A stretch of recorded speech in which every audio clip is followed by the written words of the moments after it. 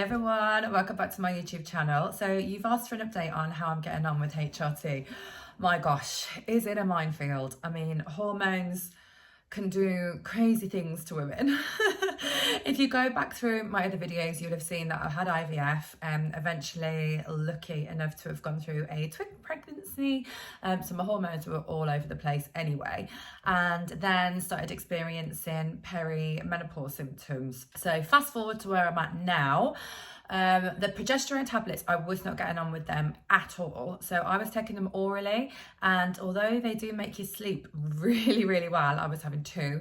I was the most bloated I think I've ever been. Now, I've got endometriosis, so I know what it feels like to be bloated. But even on a night out for Chris's birthday, I was in a dress and I just said to him, look, like, can you see where I'm coming from? Can you see how bloated I am? And I looked like I was pregnant. I looked like I was at least 6 months pregnant. And it was just really getting to me, you know. Obviously, sorting out my symptoms is more important than what I look like. But at the end of the day, if I then don't feel great, or I don't feel like I look great, then that's going to affect me too.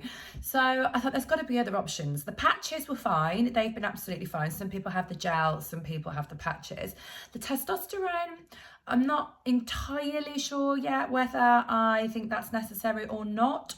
I think it has its advantages, like it does make me feel sharper, but it made me feel really, really hungry. I don't know if that was just psychological or what, I don't know. But yeah, the progesterone was the thing that I really wanted to get sorted.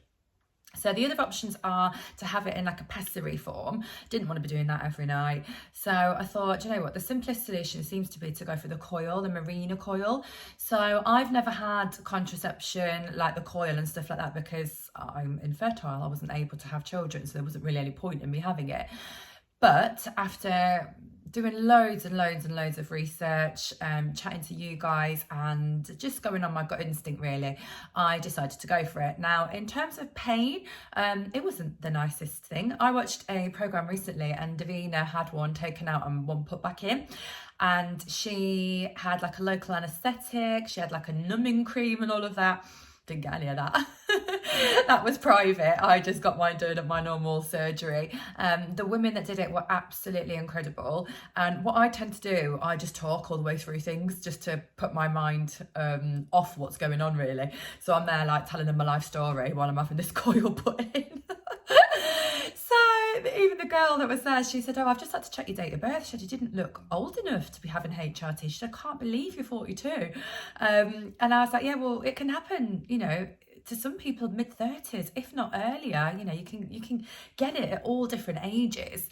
So many people have messaged me on Instagram as well saying, well, I'm like mid-50s and I've not experienced it yet. Great, like that's amazing. I wish I wasn't as well, but I am. So anyway, now the coil I've had in now for a couple of weeks.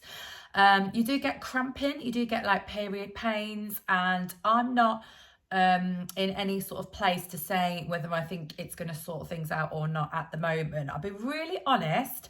The last week, I would say I have felt quite snappy, quite short of patience, and how else do I feel? I feel a bit like not as motivated as normal, like just a little bit low, like a bit teary, and I'm not like that. Anyone that knows me knows that I'm like super positive. I've got a lot of gap and go. I'm always in the gym, you know, I always try and look at the bright side of life and all of that, but hormones can just be like, that's what you think, and they really, really, really can affect you. And that's the whole point really of me going on the HRT. Now, in terms of anger, I'd say I am not as bad. Don't know whether my husband would agree with that or not. And then the night sweats have gone. They've gone ever since I had the coil in and using the patch and everything. They've gone. So fingers crossed that'll sort that. And then ideally, one of the kind of like bonuses of the coil, if you like, is that I potentially won't get periods. That will be amazing. It's also free. Obviously with the tablets you have to pay for it at the moment. There are different ways of making it more affordable, but you do have to pay, and it lasts up to 5 years. So that's where I'm at the minute. And I don't know about you, but how were you after the patches and the coil, if that's the combination that you use? And did you find it took like a good few months for it to kick in properly, or did you feel the benefits straight away? I'm still feeling quite bloated. I'm trying to eat really good, exercise and drink lots of fluids, but I do still feel quite bloated, so I'm wondering if that's a side effect. And then the final thing I wanted to ask you about, lower back pain. I've felt for the past couple of weeks my lower back has been really aching and really hurting, and I've never really suffered with lower back pain before, so I don't know if that is a side effect of the HRT or what. I really don't know, so I'd be interested to hear your thoughts. And where are you at with it all? And don't forget, if you haven't watched the previous videos, go back and watch them if you're feeling like you could be potentially going through perimenopause or the menopause. And yeah, that's where I'm at. So thanks for watching, thanks for caring, thanks for being interested, and I'd love to hear how you're getting on too.